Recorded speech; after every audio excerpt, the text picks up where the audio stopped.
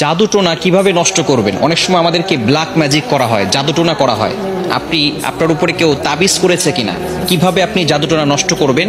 কারো কাছে যেতে হবে না, আপনি ঘরে বসেই নিজে নিজে এই জাদুটে নষ্ট করতে পারবেন। বিশেষ করে আমাদেরকে সতর্ক থাকতে হবে। অনেক সময় আমরা বিভিন্ন মানুষের কাছে যাই এবং আমরা সেখানে গিয়ে বলি, আমাকে একটু হাজিরা করে দেখেন যে আমার ভিতরে কোনো জিন আছে কিনা। তারা তো ঠিকই, যদি জিন নাও থাকে আপনার উপরে জিন একটা চালান করে দিবে, এরপরে আপনার কাছ থেকে বারবার এই জিনের মাধ্যমে ডিস্টার্ব করিয়ে আপনার কাছ থেকে টাকা খাবে। এজন্য আপনি কারো কাছে যাবেন না, নিজে ঘরে বসেই আপনি আপনার জাদুটোনা দূর করতে পারবেন, জাদুটাকে নষ্ট করে দিতে পারবেন। বর্তমান সমাজে ম্যাক্সিমাম সময় দেখা যাচ্ছে যে আত্মীয় স্বজন, একেবারে কাছের মানুষগুলো আপনাকে জাদুটোনা করে আপনার জীবনটাকে নষ্ট করে ফেলবে। অনেক সময় দেখবেন কিভাবে বুঝবেন? আপনি অনেক সময় অসুস্থ হয়ে পড়ছেন, কিছুই ভালো লাগে না, ঘরে ভালো লাগে না, দোকানে ভালো লাগে না, ব্যবসায়িক প্রতিষ্ঠানে ভালো লাগে না, অথবা ব্যবসায় বারবার লস হয়ে যাচ্ছে, অথবা সংসারে কোনো শান্তি নাই, স্বামী স্ত্রীর ভিতরে ঝগড়া হচ্ছে, অথবা কোনো মেয়ের বিয়ে হচ্ছে না। এই ধরনের কারণগুলো হচ্ছে ব্ল্যাক ম্যাজিক করা, জাদুটোনা করা। এটা হচ্ছে তার লক্ষণ। জাদুটোনা করেছে কিনা তার লক্ষণ হচ্ছে বারবার অসুস্থ হয়ে যাওয়া, বিভিন্নভাবে আপনি অসুস্থ হয়ে পড়ছেন।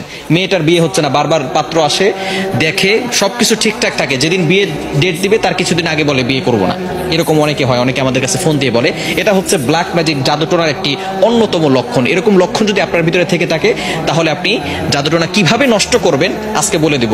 আপনারা খুব সুন্দর করে প্র্যাকটিক্যালি দেখাবো ইনশাল্লাহ।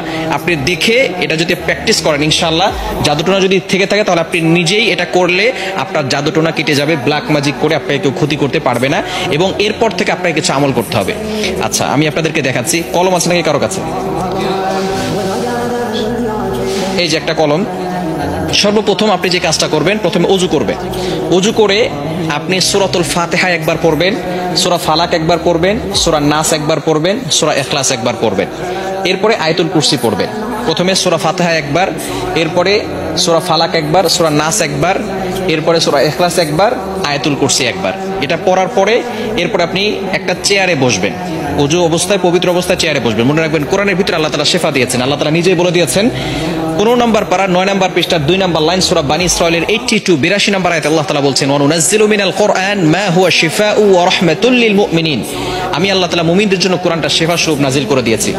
প্রথমে আপনি বসবেন একটা চেয়ারের উপরে, পবিত্র হয়ে, অজু করে পবিত্র হয়ে তারপরে বসবেন। বসার পরে একবার সূরা ফাতিহা পড়বেন, এরপরে আপনি সূরা ইখলাস, সূরা ফালাক, সূরা নাস পড়বেন, এরপর আয়াতুল কুরসি পড়বেন। এরপরে আপনি 7 বার সূরা ফাতিহা পড়তে হবে। আউযুবিল্লাহ বিসমিল্লাহ সহকারে এই যে একটা ছুরি নেবেন ডান হাতে, এটা আমি পেন দিয়ে দেখাচ্ছি। আপনি একটা ছুরি নেবেন, ডান হাতে একটা ছুরি নিয়ে আপনি মাথার উপরে রাখবেন। এভাবে রেখে আউযুবিল্লাহ বিসমিল্লাহ সহকারে সূরা ফাতিহা পড়বেন। পড়ে আপনি ছুরিতে ফু দিবেন। ছুরিতে ফু দেওয়ার পরে এরপরে ছুরিটা শরীরের সাথে টাচ করবেন না। টাচ না করে আপনি একেবারে সোজা কপাল থেকে নাক বরাবর, বুক বরাবর 2 পায়ের মাঝখানে রাখবেন। আপনি বসে আছেন, বসে থাকার পরে আপনি একটা ছুরি হাতে নেবেন। প্রথমে পবিত্র হলেন, সূরা ফাতিহা পড়লেন, ইখলাস পড়লেন, ফালাক পড়লেন, নাস পড়লেন, আয়াতুল কুরসি পড়লেন। এরপরে ছুরিটাকে আউযুবিল্লাহ বিসমিল্লাহ সহকারে সূরা ফাতিহা পড়ে ছুরিতে ফু দিবেন। ফু দিয়ে এরপরে ছুরিটা এভাবে নেবেন, সোজা, টাচ করবেন না, শরীরের সাথে টাচ না করে সোজা আপনি নিজে 2 পায়ের মাঝখানে রাখবেন। বুঝা গেছে? এভাবে একবার করলেন। আবারও আউযুবিল্লাহ বিসমিল্লাহ সহকারে সূরা ফাতিহা পড়বেন, শুধু সূরা ফাতিহা পড়ে ছুরিতে ফু দিবেন। ফু দিয়ে আপনি এটাকে সোজা নিয়ে যাবেন ইনশাআল্লাহ। এভাবে 7 বার করলে যদি কেউ আপনাকে ব্ল্যাক ম্যাজিক করে, জাদুটোনা করে, সেহের করে, তাহলে আপনার সেটা কেটে যাবে, আর কোনো সমস্যা হবে না। এরপর থেকে আপনাকে যাতে করে আর কেউ জাদু করতে না পারে, মাস্ট বি আপনাকে 5 ওয়াক্ত নামাজ পড়তে হবে। এবং কেউ যাতে করে জাদু করে, তাবিজ করে আপনাকে কোনো ক্ষতি করতে না পারে, 5 ওয়াক্ত নামাজ পড়ে আয়াতুল কুরসি, 4 কুল, সূরা বাকারা শেষ 2 আয়াত এগুলো পড়ে বুকে ফু দিবেন এবং হাতে ফু দিয়ে পুরো শরীরকে মাসাজ করে দিবেন। ইনশাআল্লাহ আপনার শরীর বন্ধ থাকবে, এবং রাতের বেলা ঘুমানোর সময় ওযু করে ঘুমাবেন, এই আমল করে শরীর বন্ধ করে ঘুমাবেন। ইনশাআল্লাহ দুনিয়ার কোনো শক্তি আপনাকে কোনো ক্ষতি করতে পারবে না।